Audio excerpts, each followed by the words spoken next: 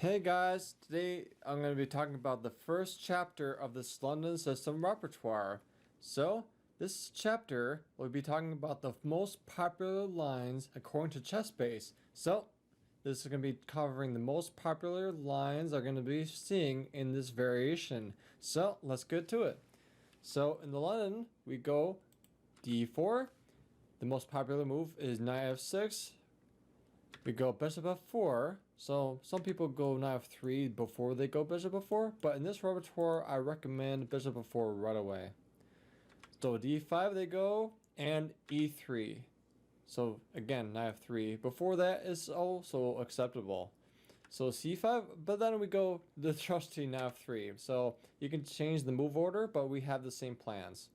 So they go knight c6, and we go, there's two plans that we can do. So one is c3. If you're really good at endgames, do this one. But if you're not really good at endgames and you want to take risks for not an endgame, is knight b2. So let's go for the c3 one. Let's say that you're really good at endgames. So we'll do c3 first and just cover that. So black goes queen b6 most often. So now we're going to go queen c2. So most authors recommend queen b3. But after that endgame, after c4, take there, it's really not as good as my version that I'm going to present to you in this repertoire, because you're going to see the subtleties that will be presented really shortly. So you're going to see it. So it's sort of step to b3, but you're going to find out why queen c2 is better. So the most popular move is g6.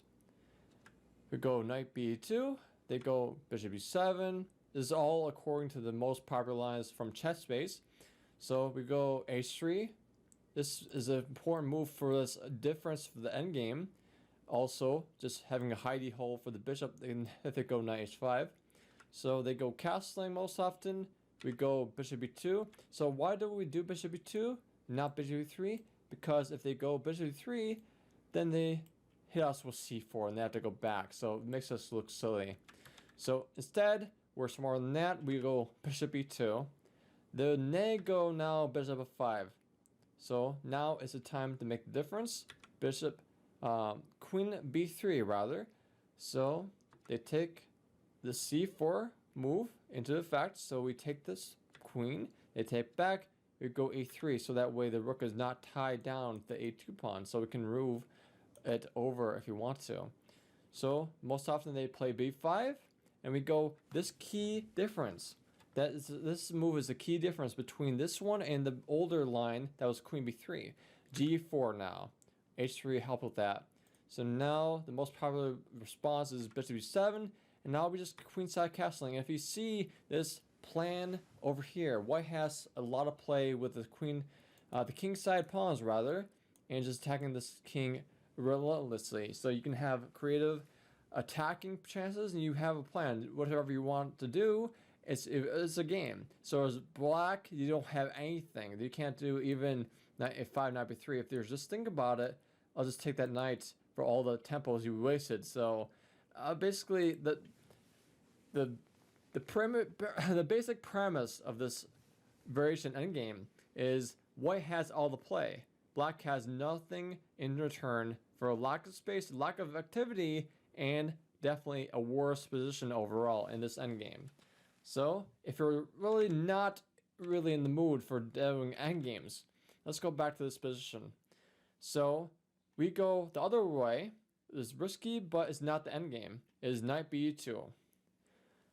So they go king b6 again, but now we're going to do d6 c5. Most likely people go queen b2. We go rook b1, and there's two different types of chess players. They go greedy with taking a2, or they do the most accurate move is queen c3. So let's say we're assuming that your friends and your people that are going to be playing is going to be greedy. They take on a2. So we're going to just do this common theme planned. So bishop e5 to just pin this knight. Alright, so most common response to block this. Just release the pin, bishop d7. Now we just castle. They go e6, aiming this pawn with the bishop. Then we go c4. So this is a really cool cool common sense approach. So if the enemy king is in the center, like he is right now, it's a really good idea generally to open up the center because the king is wide open if you have blown open the center pawns, and you can attack this king much earlier and easier. So the most popular move is take the pawn to c5, and if you want to, you can take on d5. There's no problem with that. But I want to make you learn this really cool move that makes a lot of people trip up. So I'd really rather you play this move, which is knight b3. There's only, to be honest, there's only one good move. So this is where the tricky parts comes in. So they had to play what's called an only move. So if they don't find this move, they're going to be crushed. So that's a cool thing that they had to be precise, or else they're going to be crushed. It's perfect to play this way in blitz games and also real games because there's only one move to save them, which is bishop b4.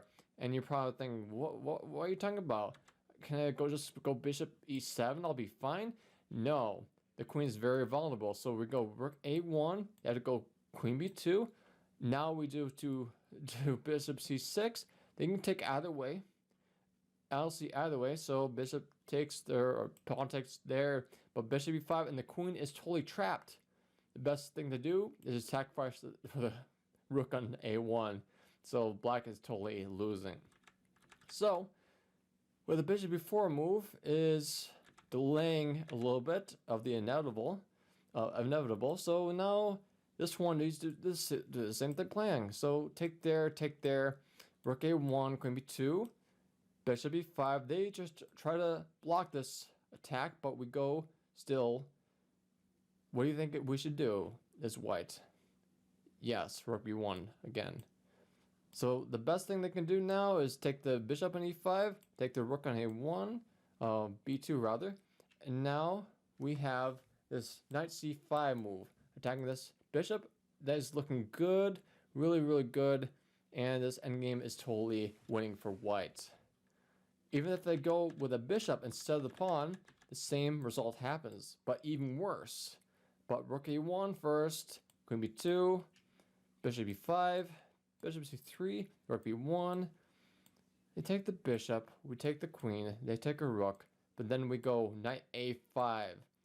And we're going to be having a really better endgame than the last one with b takes c6. Okay? So let's go back to reality. Let's say if they know what to do and they go queen c3 instead. So we go bishop e5. We don't change anything. So bishop e5 is a universal move by both responses. So a6, we've seen this before, and we go castling. Nothing unusual. That's basically what the main benefit of the London is. You don't change much. It's also really flexible, so you can do the move or change, but the same result happens, the same plan happens, so you don't have to study much. Bishop e7 is the most popular move according to databases, and we go e4 now. So the castle, but let's say if they're just going to take on e4 with a pawn. Most people do, but there's a cool move now, knight e4. And you're probably thinking, can I just take the knight? No, there's a rook b3 move, and the queen is totally trapped. So knight c4 is trapping the queen, and oh my, she has to be sacrificed to the rook. So this is trapped there. So what about the knight? Takes on e4. So we're going to take the knight. They take back, and we go knight e5. And we have this attack on c6 twice. There's absolutely no way to salvage it, because if they go there, well, we'll take it with the queen on d1. So they have to do something really drastic like castling, and you know this endgame will be just totally busted for black. Everything is open. We have open lines. We have a c-pass pawn a little bit, and basically the game is going to be a lot better for white. So instead of that, bishop b7. Then they go castling, main move. Now we go e5.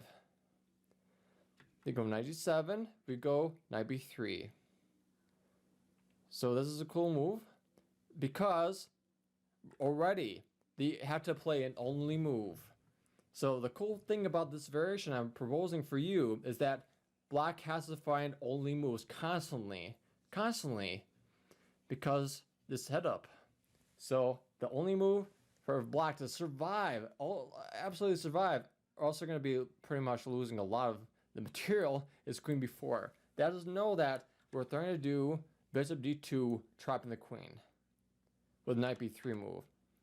So it's really tricky. So let's say if they found it, they found that their queen is going to be trapped, but now we go knight f d4.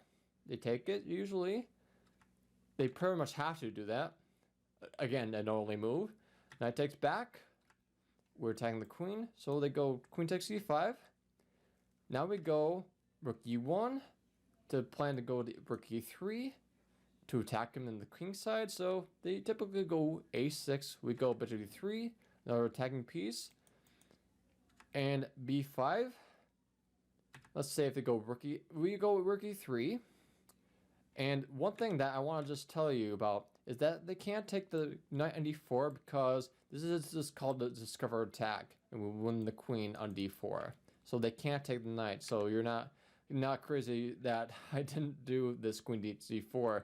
But b5 is the usual move. We go rook a3. They go g6. But if they do something random, let's say instead of that one, they go knight b6. The plan is to go knight c4. We have a really winning attack already. Bishop h7. King e7. Rook h3. King g8. And now rook bb3 to transfer over to g3. Let's say if they go f5, rook gg3, and black is going to be busted really, really quickly. So if they go something innocent like bishop b7 or something slow, then we have rook d7. Actually, you feel like Michael Tal if you play this way. King takes, and the queen h5 is mate is coming really soon, maybe mate in 3. All right. So let's say if they heed our warning about this attack and they really make the cautious move is better move g6. So now we need to make a move that protects the knight. So because we don't have a discovered check, an attack of the queen. So we do this c3 move. So they can't take the pawn because we have another discovered attack with a rook attacking the queen. So instead, they go knight b6 to go to c4 like we saw in the last line. Now we go rook g3. Let's say they go accomplish their goal, knight c4. We go queen h5 with a pin we take advantage of. So there's two moves. Let's say if they go king h8. So after king h8, we have also just a winning tactic. Already, the game is over. Rook g6. If takes, bishop takes. The best move is rook f7, but we just take it and the game is easily winning. So they have to do something else. So let's say if they go f5, it's blocking the sacrifices, but it doesn't actually block every sacrifice. So this one, there, bishop h6. If they go rook g8, queen h5, rook g7 to block the mates a little bit, but now we have another sacrifice, knight f5. It's basically sack, and mate. So it's really entertaining to just play this way, and then basically the button comes life. Is not slowly positional chess, but it's very tactical, and you don't have to worry about coming up with all the tactics, but the tactics will be finding you as well, because black has to be just stepping on ice to make sure that he didn't blunder everything away. So if it goes there, bishop e3 doubles discover check, and the game is going to be over in a little bit. So that is the first chapter of the London system repertoire, and I'll see you in the next video.